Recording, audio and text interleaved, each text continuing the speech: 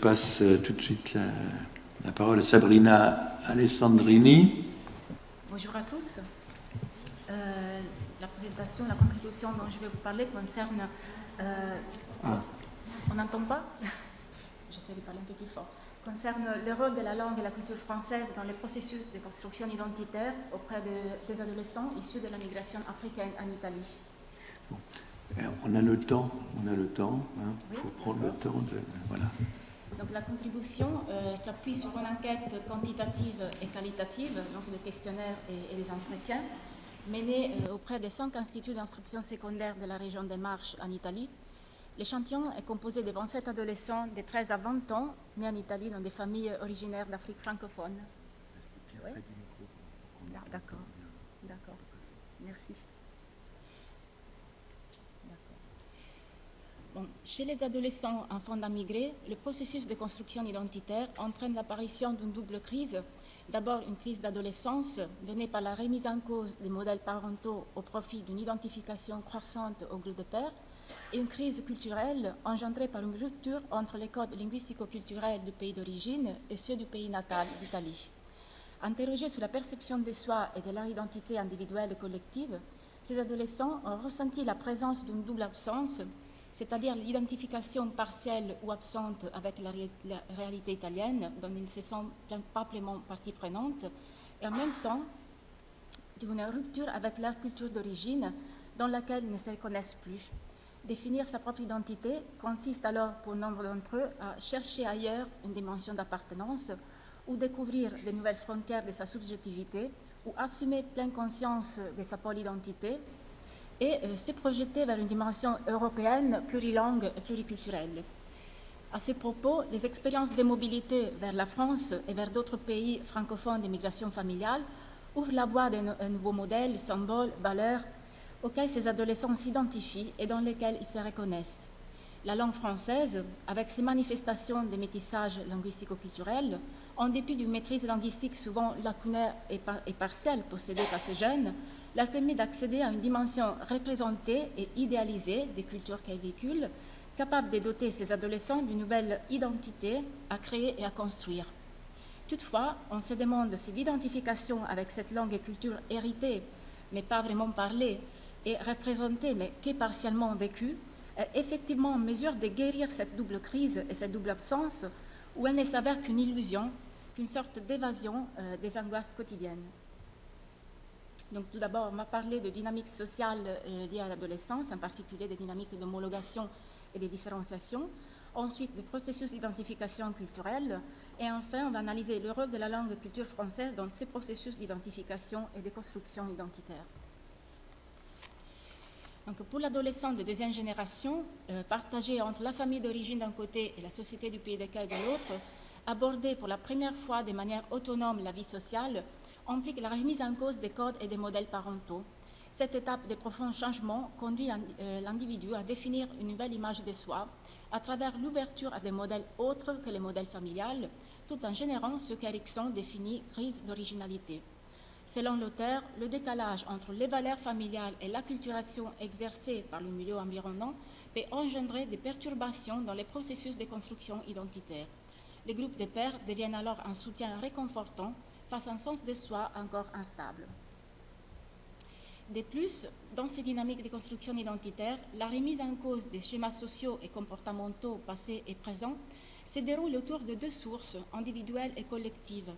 Individuelle, dans la mesure où le sujet est caractérisé par un ensemble de traits spécifiques qui permettent de le définir et de l'identifier. Collective, à partir du moment où l'on assiste à une reproduction des signes distinctifs grâce auxquels les sujets se reconnaissent. D'après nos résultats, au niveau individuel, les gens qui composent notre échantillon reconnaissent les richesses sociolinguistiques et culturelles qui les distinguent des Italiens autochtones.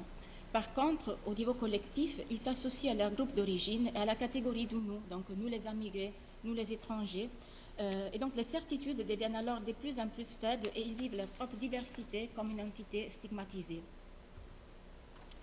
Ces processus s'avèrent cruciaux compte tenu de l'étape de l'existence qui caractérise le jeune en question, l'adolescence, âge où par définition l'individu est à la recherche de sa propre identité, entraîne des mécanismes d'homologation et de différenciation où les sujets ressentent une nécessité d'identification avec la communauté qui véhicule des tendances, des croyances, des langues, des langages. Cette double exigence de se conformer et de se distinguer à la fois se retrouve dans plusieurs témoignages dont nous citons un exemple. J'aimerais que l'on pense à moi comme à une Italienne et pas comme une immigrée. Donc, dans cet énoncé, le processus de catégorisation se manifeste par une tendance binaire qui se traduit par un désir d'homologation vers un groupe spécifique, celui des Italiens autochtones, dont toutefois on ne se sent pas pleinement accepté, et des distanciations vis-à-vis du groupe opposé constitué par les immigrés dont on aspire à une prise de distance. Cette double absence déclenche chez ces jeunes le désir de retrouver sa propre dimension dans un nouveau contexte, exempt d'inégalités mais riche en diversité. La France, terre liée historiquement, géographiquement et linguistiquement au pays d'origine, peut alors devenir un tiers espace où construire un nouveau départ ou bâtir, au moins idéalement, une nouvelle identité. L'expérience de la mobilité vers la France et vers le pays francophone d'immigration familiale a permis à ces adolescents de prendre pleinement conscience des dimensions internationales du monde contemporain, de regarder la réalité avec des yeux différents, d'enrichir leur identité en incluant un autre espace de référence. D'une part, l'identité vécue face à l'autre, et d'autre part, l'identité vécue face à soi-même et en soi-même, qu'on appellera dualité interne. Parmi les gens qui composent notre échantillon, 63% a vécu dans un ou plusieurs pays francophones, dont 66% en France, 13% en Suisse et 21% également répartis entre la Belgique, le Canada et la Réunion. Dans 33% des cas, les enfants s'expriment en français avec leurs proches et dans 46% des cas, ils alternent le français à la langue d'origine. Donc, les liens instaurés avec ces pays sont porteurs d'un va-et-vient identitaire et d'une double, voire d'une triple culture locale et francophone. Ils aident l'individu à se définir socialement, culturellement et linguistiquement, tout en favorisant le partage de valeurs à partir desquelles le sujet peut évoluer à l'intérieur des opportunités fournies par l'espace francophone. À ces propos, notre analyse sur l'influence exercée par la culture francophone sur la perception de soi rend nécessaire une réflexion sur les concepts même de culture, conçus dans notre étude comme un patrimoine intériorisé et lié au vécu individuel, et en même temps comme une ressource qui se déploie dans les présents, dans la vie quotidienne, dans les lieux où les groupes construisent et partagent ces codes linguistiques, sociaux et comportementaux, où ils se reconnaissent dans un même système de valeurs. D'après les témoignages recueillis, la culture française déclenche des sentiments d'appartenance et d'identification avec des nouveaux modèles socioculturels, permettant ainsi à ces jeunes de bâtir une nouvelle identité. Dans l'ensemble des représentations, la France et les pays francophones d'immigration familiale sont perçus comme des lieux ouverts aux identités plurielles, des lieux où l'on peut vivre et projeter son propre avenir. Le désir de quitter l'Italie pour se mesurer avec un environnement plus cosmopolite et favorable à la création de nouvelles opportunités est très répandu parmi nos jeunes. Par exemple, la citation d'Aïda, je choisirais la France si je devais travailler, surtout parce que le marché c'est beaucoup plus affluent là-bas, mais aussi pour la raison des relations, etc. Donc, d'une part, la nécessité de fuir des difficultés sociales, économiques et d'intégration renforce le sentiment de non-appartenance à notre société. En effet, pour ceux qui vivent une condition d'hybridation identitaire, la projection vers une dimension socioculturelle européenne représente une forme d'évasion des angoisses quotidiennes. De plus, un climat d'hostilité envers les immigrés et un manque d'opportunités d'emploi exacerbe le malaise d'une condition incertaine et pas encore acceptée comme normale dans notre pays. D'autre part, le dynamisme du paysage socioculturel français, qui depuis des décennies inclut des éléments provenant d'autres contextes linguistiques et culturels, constitue pour ces jeunes une promesse pour l'affirmation de leur subjectivité dans un environnement de plus en plus cosmopolite. Donc il ne s'agit plus maintenant de considérer que l'on se trouve entre deux cultures ou dans des cas de métissage culturel et linguistique, mais bien de se référer à un changement au sein même de la culture française qui, par un processus dynamique, a permis à chacun de s'en emparer. Dans ces contextes pluriculturels, donc, les jeunes se perçoivent comme faisant partie intégrante de ce changement.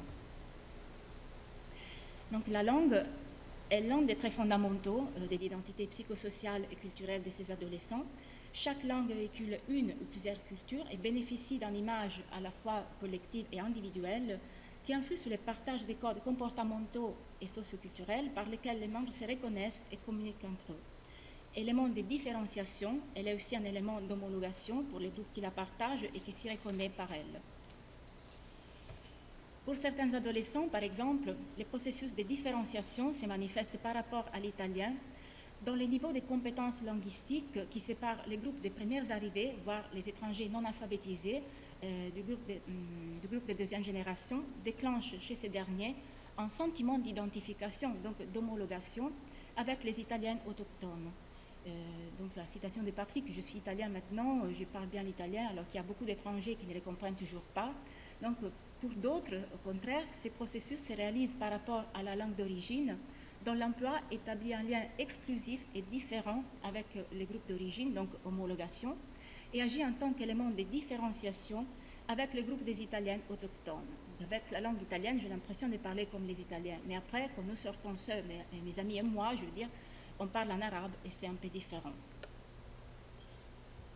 Donc, quelle est la place du français? Donc, dans le répertoire linguistique de ce gène, dominé par les dialectes d'origine par l'italien, la langue de la culture française, bien qu'elle ne soit pas, dans la plupart des cas, parfaitement maîtrisée, est une langue héritée et constitutive de leur identité, capable d'établir un sentiment d'appartenance vers les pays d'origine. Aïda nous a dit, on les ressent, c'est quelque chose qui restera dans mon pays, ça m'a fait sentir partie de nous. Donc, langue d'identité, elle est aussi une langue de mobilité qui ouvre la voie à une nouvelle perception de soi et du monde contemporain où l'individu peut découvrir de nouvelles frontières de sa propre subjectivité. Donc, je vais aller vivre en France, j'aime les pays, j'aime la mentalité des gens qui vivent, j'aime la façon dont ils parlent, enfin, ça me plaît de le parler, j'aime ça, c'est comme ça. Donc, ces représentations sont étroitement liées à la perception du monde et à l'expérience linguistique individuelle.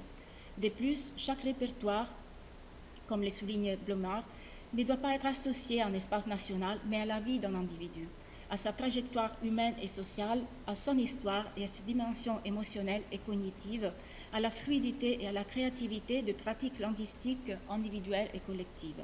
C'est pourquoi la mobilité est un facteur qui dynamise la transmission et la diffusion de la langue et culture française auprès de ces jeunes.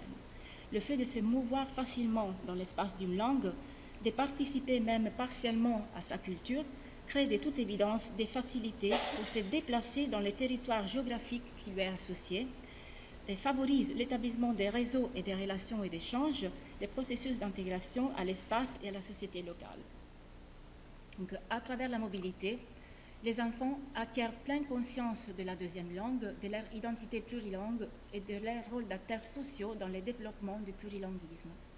Grâce à de nouveaux apports véhiculés par ces adolescents, au métissage des lettres, des images et des sons, la langue et la culture française s'enrichissent et se renouvellent constamment pour devenir l'une des cultures transnationales au cœur de la rencontre du monde.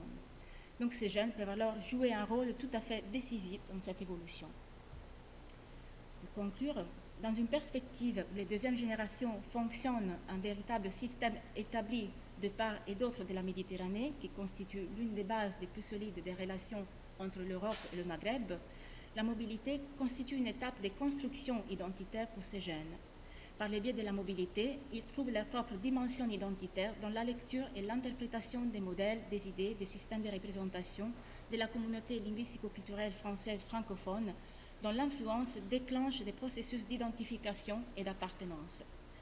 Toutefois, cette identification pousse à nous interroger si ces systèmes de représentation et ces attitudes envers la langue et la culture française, résultat d'un vécu sporadique et partiel, loin des devoirs, des responsabilités et du quotidien, parce qu'en fait, ces jeunes, on est en France pendant les vacances d'été, pour la plupart, sont réellement capables de doter ces jeunes d'une nouvelle identité, ou s'ils ne sont qu'une réaction des réponses à des phénomènes de marginalisation et que le produit d'une adhésion apparente, circonstancielle et temporaire.